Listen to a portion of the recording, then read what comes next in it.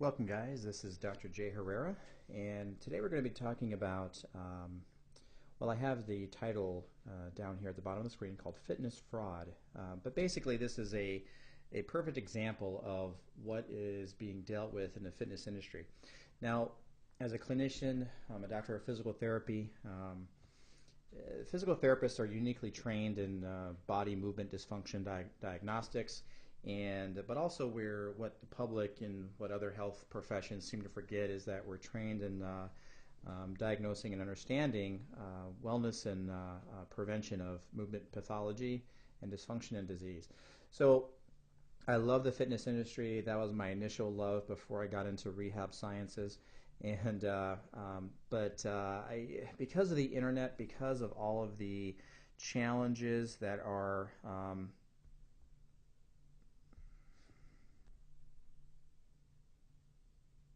because of the internet, because of all the challenges, there are many fitness personalities, celebrities, what have you, who really have no fundamental education in the fitness. They may look a certain way, they may sound great, they may present themselves really well, and as you can see, I have a perfect example here that I'm going to dedicate this video to.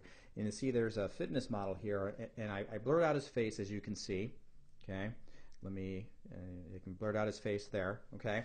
And I also have blurred out the company that he's associated with. As you notice, there was an ad that I saw on YouTube, and I decided to go ahead and take some pictures. Now, what this main individual is saying, he looks phenomenal. He's in much better shape than I am, obviously, and this is me again right here, Dr. Jay Herrera at drjherrera.com to learn more about me. But this particular video with this gentleman, he's talking about the proper way to exercise his abdominals. And as you can see, looks tremendous. This guy has an awesome physique, and he looks like he's in great shape. Now, it's by the way a lot of these fitness professionals do, who make millions of dollars selling fitness and health advice. Really, they may have a personal training fitness certification, and to get my opinion on that, you can go to my website and read a blog I have on that issue, and there are issues on that. They really are talking in a way where, well, for the most part, I can agree with what they're saying, but a lot of times they have holes in their topic of discussion. So he's talking about the proper way to develop your abdominal training, or the proper way to perform abdominal training to develop your abs to a maximum level. So in this situation, he's going through two main exercises for the abs that he often sees people do that are not done properly. And again, there are points where I really agree with, and there's other points where I strongly disagree with him. So let's proceed with outlining the fitness fraud that I see here, or the misinformation that I see. Now, whether I don't know anything about the fitness model, I don't know what his background is. He really didn't introduce anything about his credentials. So other than, he looks awesome.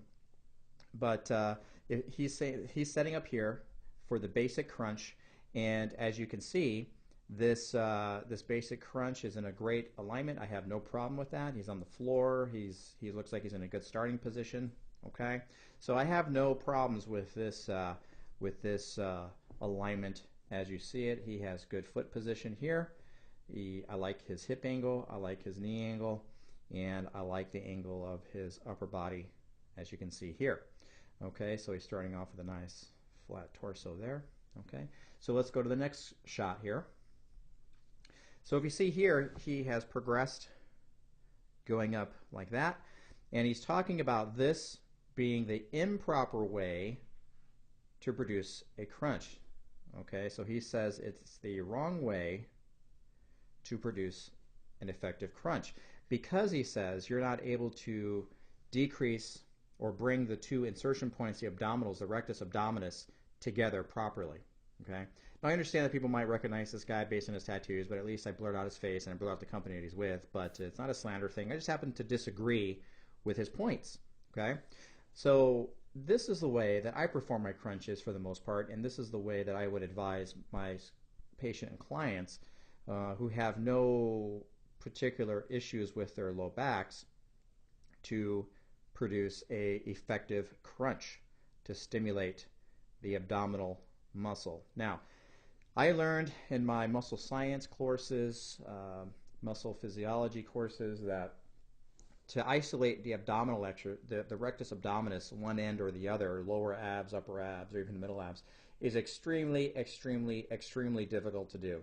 According to EMG studies, that basically when you do a crunch like this, the entire rectus will be producing a very strong muscular contraction throughout the entire linear bed of the muscle. So to say that this crunch only effectively works the upper end is not 100% accurate, and to say that it doesn't work the lower end is not 100% accurate. Not 100% accurate. So I really have a problem with this because he's talking about this not being effective. Now notice that how far he's coming up here, okay? How far his shoulders are coming off. And I like this. His shoulder blades are coming off the ground. I like that. So the mid part of the back is remaining stabilized on the ground. And I like this. I like this approach. Okay, so they see the distance here. See his elbow position here? Okay? See that position? They're out. So his arms are externally rotated, if you will. Okay? So these arms are coming back out this way. All right? Now let's go to the next one. So he's saying again that the issue he has is range of motion, that when you just do a simple crunch like this, you're only able to work the upper end range of the abs. Well, as I stated in the previous shot, that's not an accurate statement. When you do a crunch like this, that the entire abdominal rectus is able to effectively contract. Now, this is a safer way to perform the crunch, in my opinion, because you have minimal, less compromise to the lower vertebral segments. Okay, your vertebral bodies down here. Okay, they remain in more of a neutral position. You have a more normal curvature of the spine maintaining. Okay, and you have a decrease effect on the hip flexors. The hip flexors here are remaining tight, but they're stabilized. You don't want them to shorten too much, okay, because that can increase the pull on the lumbar spine, okay, causing back pain. But if you have herniated disc or disc protrusion where a little bit of material is poking out backwards, again, as human beings, remember, we spend a lot of our time sitting and flexing, so that's putting a lot of posterior pain on these vertebrae, on the lumbar. So when you're thinking about long-term management of these abdominal exercises, you have to think about the long-term effect it's going to have on your spine, whether you want it to or not, okay? That's just the reality of the situation. Just like when you have to think of long-term management of like playing basketball or running and how it can impact your knees over a long period of time, okay, as far as the wear and tear. Same with abdominals. So I'm not saying that you can't do the type of exercises he's condoning here, and you'll see in the next slide. What I'm saying is that we need to be very careful with that, because is it really worth it in the long run to jeopardize the health of our spine and increase the wear and tear of our spinal column to have what we think is a placebo effect on improving our abdominal conditioning? And I argue. He says that he does like planks, but he thinks planks are more for stabilization and have little to do with abdominal development. Okay. Now again, he's not talking about genetics. He's not talking about, I mean, who knows what supplements he's taking, if he's taking anything beyond supplements. He's in extreme conditioning, so he probably works out for a living, so he's able to spend more time doing it. And he looks to be in his probably mid-30s, give or take. So it'd be interesting to see how he feels when, 10 years from now, 5-10 years from now, if he's able to keep up the same kind of workload to his body. Okay, so as you see, he has an issue with the range of motion, but he has good, notice the positioning here, the space he has off the ground here. Okay, notice the elbow positions here, like I mentioned, they're out to the side. Okay, notice that. Okay, keep an eye on that. So now let's go to the next screen. Aha, now these are the crunches he says are the correct, or performed in the correct manner. So if you notice right away, what do you see here? You have the elbows folded in, and the angle, here, let's go back a little bit. The angle of the shot's just a little bit different, if you notice that, okay? So if you go from the previous shot, the way that they did it, it looks a little bit different. It looks like the camera has been pulled a little bit toward his head, so they repositioned the camera a little bit. Okay, look at this one again. It's more of a wide shot. This one, it looks like they're standing a little bit toward his head. So again, changes the perspective a little bit. I wonder if that's on purpose. So again, I blocked out his head. But what you can see here is that his arms are folded in, because now he's talking about, now he's bringing the two endpoints of his upper abdominal and lower abdominal insertion closer together, more effectively working the rectus abdominis and therefore giving you a greater abdominal stimulation, which I think is bogus. I really do. I think that he's not. I don't know where he's getting this. I disagree. Okay. I still like his leg position here. I still like that. I like his back position here. I like that. And hey, look at this. The space off from his shoulder blades, off from the floor, appear to be the same. They appear to be the same. That distance of his shoulder blades off the floor, all right, and where his mid-back remains in contact, it appears to be the same as this position here. And see, notice like the mid-back contact there and this space here, okay? So we go back this way. So wow, you know, I think if he would have left his arms back, we would have seen that the space between these two abdominal endpoints that he's referring to are pretty much the same. So again, I think he's doing some optic positioning, camera trick delivery here. And why there would be motivation for this, I don't know. Maybe he's just trying to be controversial to sell a product. There is some kind of product or more extensive course that he's selling or giving away or something. He's promoting. This is an advertisement to promote a more extensive abdominal training course, so I'm sure that there's some kind of something for sale at the end.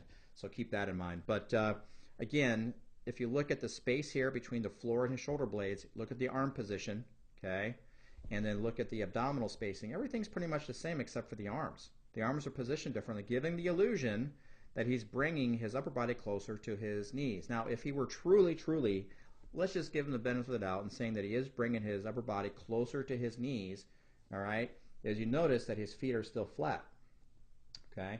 So the higher you raise your torso upward towards your stable lower body like this, okay, the more the hip flexors are going to have to engage to stabilize to bring you upward like that, okay? And as we talked about before, the hip flexors, they are tied in.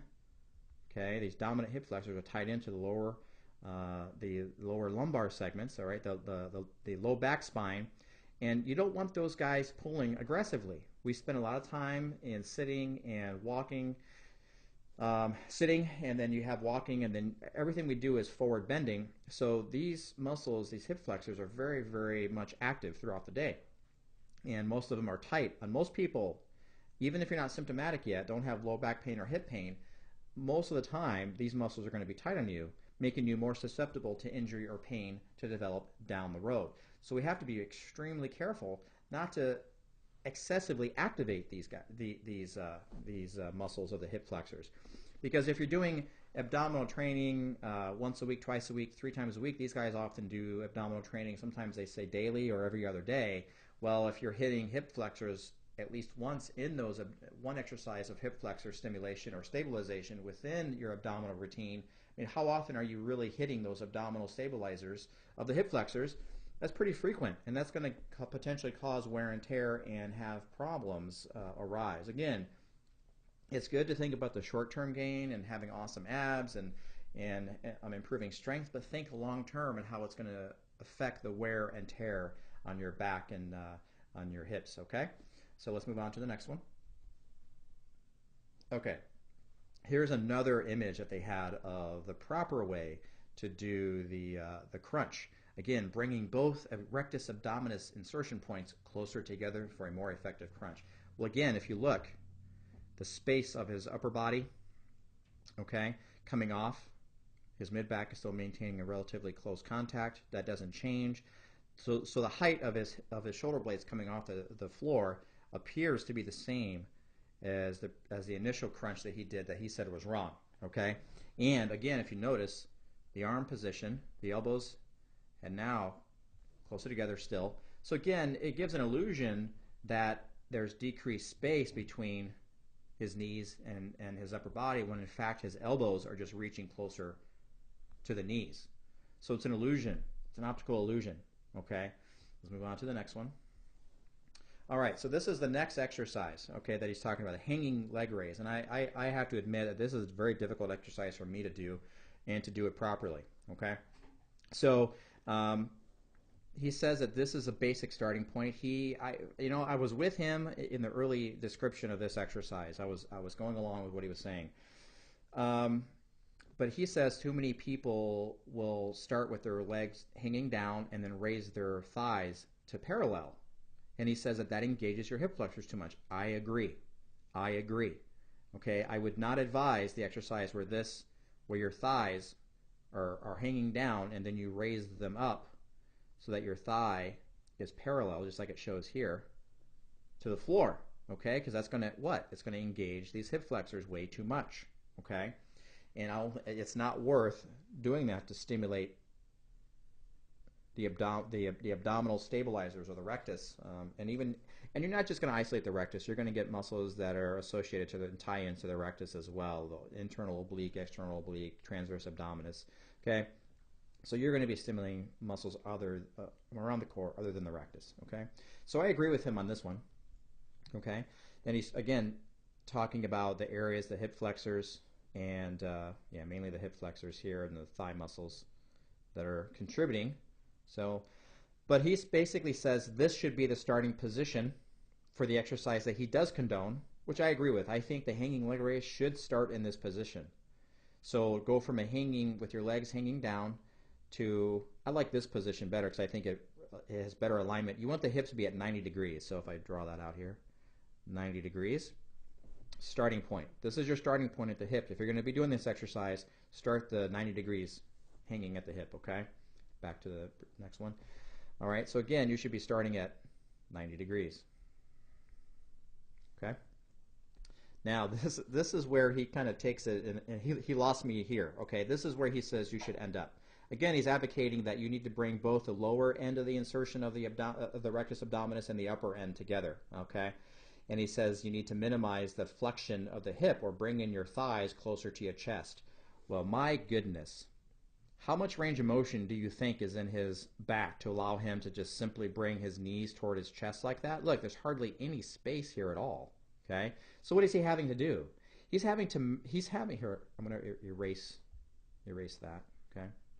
He's having to bring the knees and thighs very close to his chest to get this position here. And then he says this is the most effective way, okay, to stimulate the rectus in a hanging knee raise. Wow, I have to take a different stance on this one. I think that this range of motion is extreme. I think to get into this jackknife type of position, you're going to have to engage too aggressively, okay, the hip flexors, which I would not recommend. Again, the short term you might get away with it, but long term, you don't want to develop the back pain. It's not worth it. Trust me, it's not worth it. Okay? Let's take a look at the next picture here. Yeah, so this is another picture, like another end range that he ends up with. Look how close his thigh is to his chest here. How in the world is he saying that you can minimize the hip flexors and just curl your lumbar or low back to bring your thighs towards your head? He's having to engage the hip flexors aggressively to get into this position. So, and he's obviously very strong. Okay, he's obviously very strong. Okay, so let's go back. I'm going to show you the correct way to do this. Okay. All right, let's go to this one. I like this position here. Again, so you're starting. I'm going to erase some of this so we can start fresh. Okay. So I like this position here as a starting point. I'm going to leave that 90 degrees so we can be reminded of that. 90 degrees at the hip. So I'm going to say hip 90 degrees. Okay? We're on the same page, right? So what you want to do is, this is your starting position. Do not engage the hip flexors beyond this position. All you're doing is a pelvic tilt. Now he advocates a pelvic tilt as well, but he's not doing it correctly because he's engaging the hip flexors way too much. There is pelvic tilting going on. That's, to curl that up there. So he is getting a curling effect of the lower abdominals to bring it up towards the chest, the thighs towards the chest, but it's too aggressive. It's too much, okay? Because you're having to engage the hip flexors way too much, okay? So let's go back to this. So at this starting point here, okay, so you're basically starting at 90 degrees. All you need to do, don't even move the hip. The hip joint should not move. You should be able to tuck. Okay, let me get a different color in here. Tuck the pelvis. Tuck the pelvis. Okay, so you're basically rocking the pelvis up and down. So you should be able to flatten your back and extend your back. Curve your back, flatten it. Okay, now that's going to feel weird to you if you're not used to using pelvic tilts. All right, so but the movement is actually only going to be a couple of inches, 2, maybe 3 inches at the most. Okay, so you're not getting a lot of movement out of this. For some reason, why he really wants to bring this, let me switch colors here, why he wants to bring this way up here, it looks great, it looks awesome, you look very athletic doing it, but I don't think it's the most effective way to stimulate if the goal is to stimulate these guys here, the rectus, even though we know that by doing a little bit of movement of the rectus, a strong power movement of the rectus, like that basic crunch, for example, will stimulate throughout the rectus abdominis, even into the insertion point. But if you want to do the reverse crunch, you know, and being on your back, doing a reverse crunch and tilting your pelvis 2 or 3 inches, lifting basically your sacrum off. Okay, your sacrum is going to be here. Let me show you here. Your sacrum is going to be roughly in this area here. Just by lifting your sacrum 2 to 3 inches off the floor, okay, is probably going to be safer, more effective than doing this hanging one, okay? So this is obviously, you have to be very advanced condition to tolerate this. But when you're in this position, go ahead and do that 2 to 3 inch pelvic tilt, and you'll be able to stimulate this tie-in if that's what your goal. If your goal is to stimulate the lower abs, and you want to do it in hanging, don't bring your knees way up towards your chest or head, okay? So I hope that makes sense. Again, if you like this video and the way I've explained it, I'll be doing more videos like this. Please give me some feedback.